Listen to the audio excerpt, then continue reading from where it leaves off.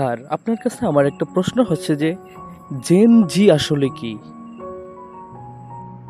এটা হচ্ছে জেন জি মানে জেনারেশন জেড। অনেকে এটাকে জেন জি বলে আর কি। এরা হচ্ছে 1997 থেকে 2012 সালের ভিতরে যারা জন্মগ্রহণ করেছে তাদেরকেই বলা হয় মূলত জেন জি বা জেনারেশন জেড।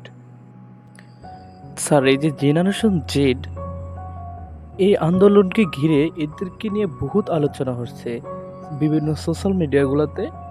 জেনারেশন জেড অমুক করছে তমুক করছে, বিভিন্ন রকমের পোস্ট। আসলে এরা মূলত আলোচনার তুঙ্গে থাকার কারণটা কি আপনি মনে করেন? এরা মূল আলোচনার তুঙ্গে থাকার কারণ হচ্ছে এরা ইন্টারনেটের যুগে জন্মগ্রহণ করেছে। যখন যে কোনো তথ্য, যে কোনো উপাত্ত ইন্টারনেটে সার্চ দিলেই পাওয়া যায়। এদেরকে তুমি যদি নিয়ন্ত্রণ করতে চাও তা কখনোই সম্ভব না, কারণ এরা নিয়ন্ত্রণ হবে না। এরা এমন একটি জেনারেশন যা কারো কাছে মাথা নত করতে চায় না।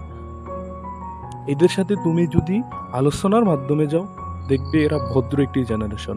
এবং তুমি যদি এদের মতের বিরুদ্ধে যাও, দেখবে এরা তোমার মতেরও বিরুদ্ধে গেছে। এই যে দেখো, এই কোটা আন্দোলনকে ঘিরেই কিন্তু এত কিছু হয়েছে। এমনকি সেখান থেকে তুমি দেখতে পাচ্ছ সরকার পর্যন্ত তারা পতন করিয়ে ছাড়ছে।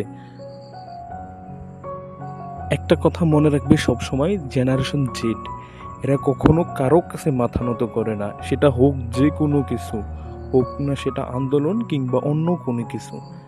এদের পরে যে জেনারেশন আসছে তারা এদের থেকে আরো তুখার বুদ্ধিমত্তার লোক হবে।